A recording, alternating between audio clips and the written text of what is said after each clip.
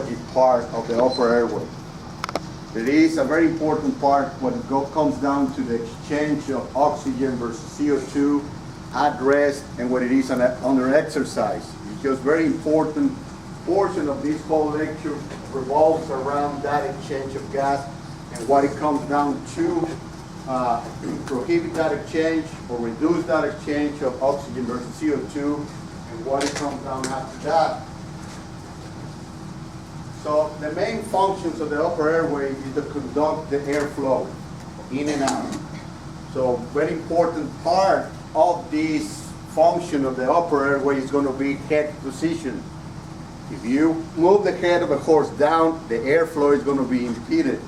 So therefore, its velocity is going to increase. So there also function as a phonation and thermal regulation for the whole body. So also is a conduction of air, inspired air, and the protection from aspiration by moving the epiglottis up, closing the arytenoid, moving everything up so it goes to the esophagus and not to the trachea. Does that make any sense? Too bad.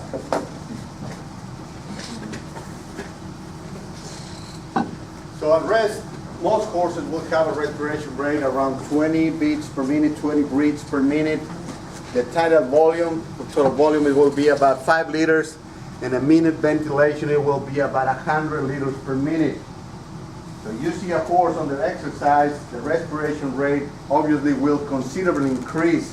The tidal volume will go up, and the minute ventilation will go from 100 to about 1500. Did you understand the amount of ventilation power that this system needs to accommodate that much of airflow?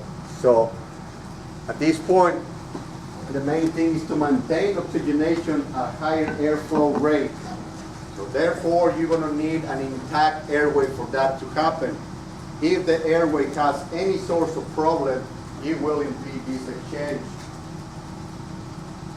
So a high resistance of airflow, it will cause changes in the pressure of air in and out. Do you guys understand that? So at rest, about 2/3 of the airflow will be resistant. The airflow resistance will be on the head or on the nares, the upper airway portion. At exercise, it will go to 3/4 of the airflow resistance. So if you know any one of you who have dealt with a horse at a high speed, the first thing they do is just stretch their neck to open their airway, to have a high velocity exchange.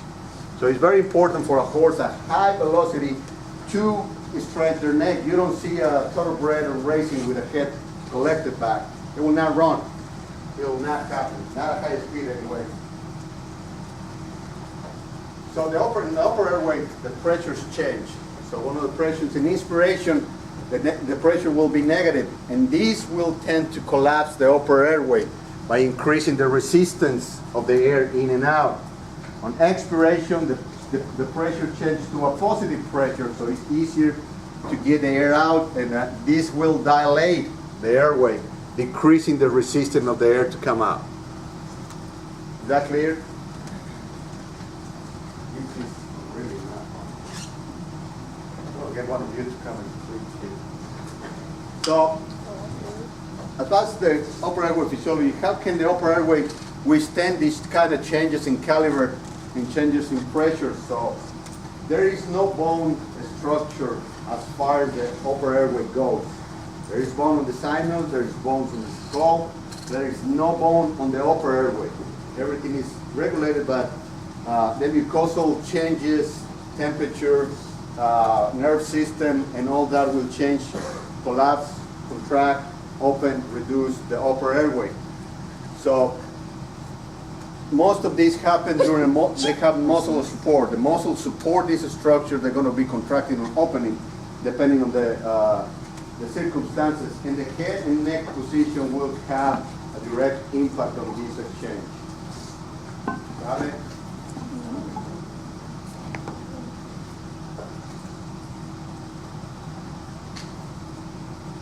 All right, so to further understand the resistance or the upper airway resistance to a point, when the resistance is high, causes a decrease in airflow. So if the radius of that airway is reduced, the airflow, the resistance will be increased, So therefore, it will decrease the airflow to the structure, and therefore will increase the velocity of that air. Does it make sense? It looks like just like a water pipe.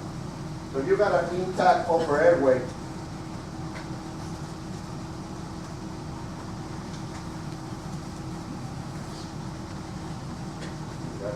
all right, you've got an intact upper airway, you're going to have an air that flows through it impeded, with no impedance at all. It just flows through normally. So if you have an upper airway, we reduce radius of that upper airway, what's going to happen is the velocity of that air is going to increase. Make sense? So during upper airway obstruction, this obstruction will lead to insufficient alveolar ventilation. You guys understand alveolar ventilation, right? So will decrease the oxygenation, will increase the carbon dioxide, and will decrease the pH on these horses. Therefore, the work of breathing will be increased. They will have more demands. And this can lead to exercise intolerance and respiration noise just by the increasing the velocity of the air, not having a bony structures in the upper airway. This mucosal is going to start flapping and making noise. Okay? So when do we draw the attention to the upper airway? This is not exclusive of the things that we can look at. There's the more important. When you have a horse with a nasal discharge, when you have a horse with a respiratory noise, dyspneic, horses with poor performance, and in cases of pre-purchase examination, you need to pay close attention to the upper airway of the horse. Some of these are very self-explanatory. If you got a nasal discharge, there is something wrong where?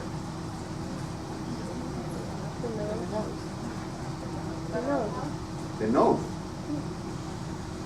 What is the nose? The turbulence and the comfort. And how is that called?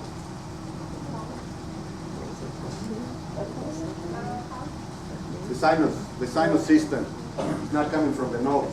The nose is the conduit. Some of the main diagnostic tools that we have to diagnose these type of problems is mainly you have to rely a lot on the medical history of this horse. What this horse do for a living, how it's been performing, does he have any history of disease, any history of surgery, any problems related to performance. You have to rely very strongly on your physical exam. You have to look at the horse, feel the horse, touch the throat, touch the trachea, see if you have airflow to the nares, does any deformity on the nose, any deformity anywhere else. You have to be very, very careful when you examine these horses. Obviously, endoscopy is one of the more important tools when it comes down to the upper airway, along with the radiographs and ultrasound. You have to put all of these things together in order to get a good diagnostic. So it's not very straightforward. So we mentioned this. So observation and palpation is very important. You're going to have a fall for a horse with this type of problem. What is this? What is the problem with this horse? It's a right nose. So at this point, obviously this horse cannot exchange air normally. The whole system is impeded. So you don't ignore the obvious, okay? Feel it. If you go with this horse and feel the nose and you can pull it back, then it's fractured, it's not a right nose. So that changed things a bit, really. So you have to make sure that you know what you're dealing with.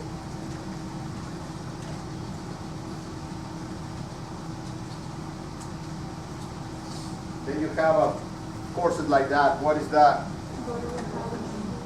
That is the guttural pouch. What is the problem with the guttural pouch?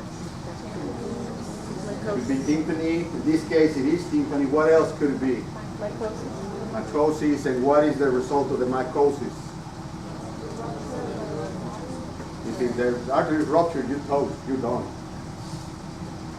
What is the main clinical signs of mycosis of a horse in the guttural pouch? Bleeding, epistaxis. So this horse is not bleeding. What else could it be in there besides air? Who? Fluid. Speak up, I can hear you. In Paima, and what's that? Fluid. It is fluid or is in Paima? What is it? Pus. There are different kinds of pus. If it's liquid or if it's inspiciated pus.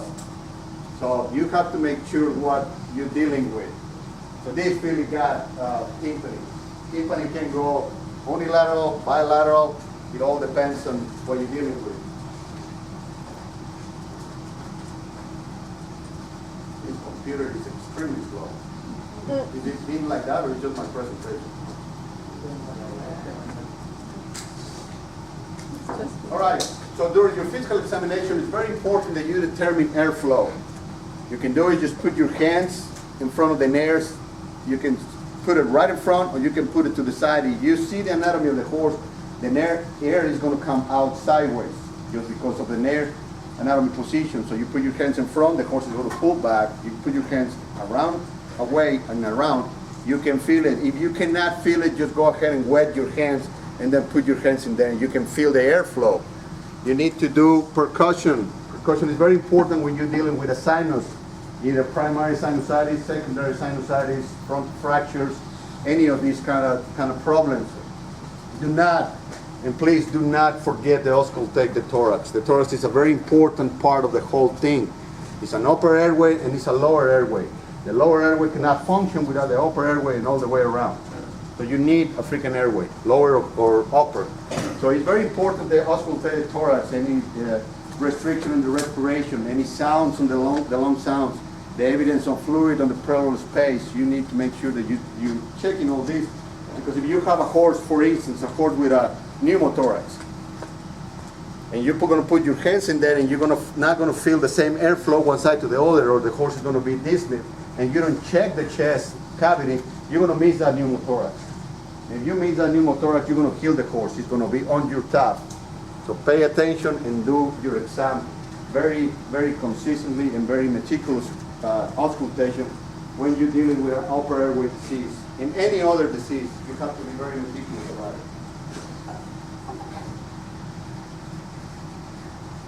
If you have any doubts, then you can do your rebreathing back. This is going to increase the amount of CO2, the change in oxygen. When you remove the back, the horse is going to have a need to get air into the airway, so therefore it's going to expand the chest. You're going to be able to hear if it's any sound when it's expand or when it exhale the air, so you're going to be able to hear some of these crackles or whistles or stuff like that. You can hear that. You cannot hear any noise at all if the lungs are already collapsed or already hardened, that it cannot expand.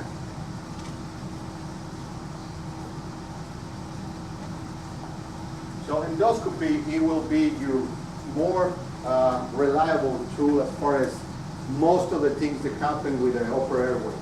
In the primary tool diagnostics, you can do a dynamic evaluation of the upper airway as well as static evaluation of the upper airway. You can do it at rest or you can do it at exercise. You can do it with a treadmill or you can do it with a underground endoscopy, which is nowadays is the norm. It's the standard of care to use an underground endoscopy. It's basically a scope with a little camera, and then you put it on the horse, and then you go out to work, and you see the horse in real time.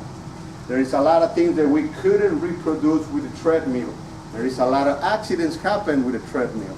So if you think about it, not everyone is coordinated enough to just jump on the treadmill and start running. Then you're asking a horse, he got 4 legs, not just 2, 4, to start running on the freaking treadmill. And you got a thoroughbred that is a 3-4-year-old on the track that is full of life, and put him on the treadmill, you're going to pay for it.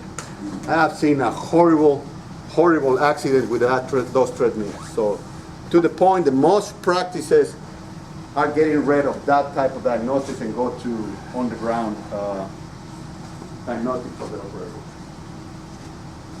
So if you find any changes or any abnormalities, try to fit it with your physical exam. Try to fit it with the history of the horse. You go to the track, if any one of you have been on the racetrack.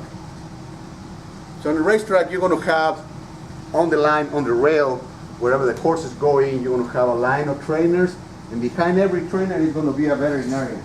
And all they're doing is not looking at the horse. You cannot look at the horse that fast. They listen to the horse. That was back in the day. Now you see all these veterinarians with a little camera just watching how the airway functions. So it's a real-time test, it's on-the-ground testing. So, but you can hear some of these horses having a lot more expiratory and inspiratory effort. They're going to have noise. Some of these horses will quit on the middle of the effort, and then you can start putting your history 1 or 2 together. If it quits, so why the horse is quitting? Does it have a dorsal displacement? Does it have a number of things that we're going to go over, all of those things. So the endoscopic is very straightforward. It's just a fiber optic video camera. So you're going to put that through the nose and look. They have a different wattage on your light. The most common is 150 to 300 watts. And it all depends on the size and what you use it for. There's from 1 meter to more than 1 meter, from some different diameters, from 9 to 12 millimeters. It all depends what you use it for. The upper airway is very short. It's about 1 meter long. And it's a very thin scope, so you're just going to go there, look at the airway and come out. It's not that big of a scope. You cannot use that scope to diagnose any further than the upper airway. You might get a little bit into the trachea, but you're not going to get any further than that. And certainly, you're not going to get to the stomach with one of those. So you have to perform your examination with the horse at rest and standing position with restraining twitch. Do not sedate these horses unless it's extremely necessary to sedate these horses. Understand that you're sedating an athlete, you're sedating a horse that is in training or is just an animal. So just think about it. Somebody walk to you, grab your lip and try to put a twitch on you. What are you going to do? You're going to move away. So you have to be careful. So most of these scopes in the field do not have camera attached, so you have to look to the scope when you're scoping the animal. So you are really close to the horse. If the horse have a blowout, there goes your face and other parts of your body. So think about it. You are this close to the horse. You look into the camera. If it blows, the next part of your body is not your knees. It's above your knees.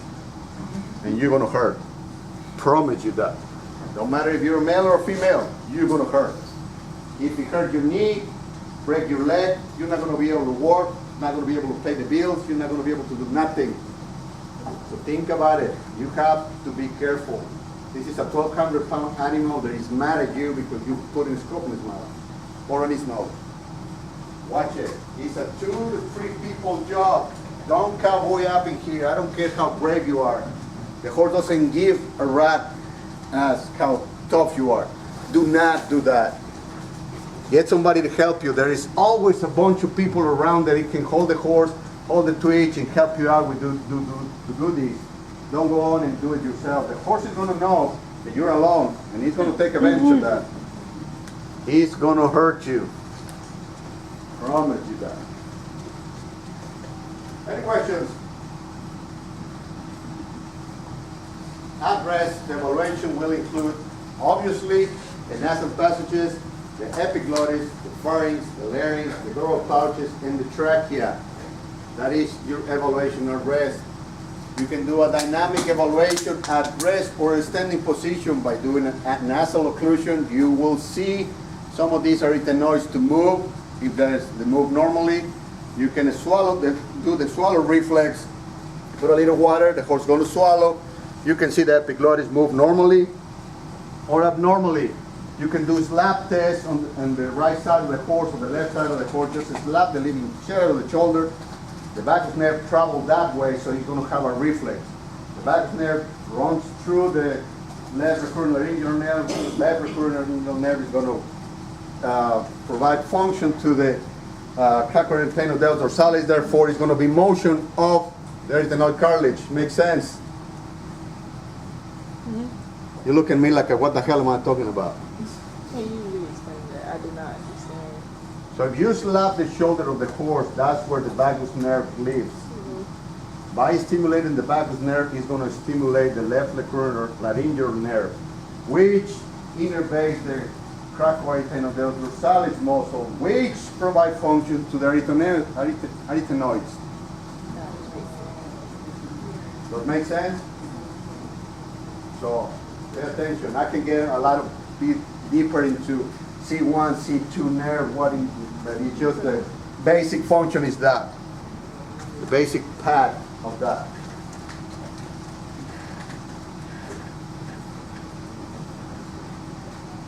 So as far as the epiglottis, it has to be positioned dorsally to the soft palate. So it will have to have a serrated edge and have a clear vascular pattern. You might not see the serrated edge on that picture, but it's the serrated edge go around the epiglottis, dorsally positioned and in place.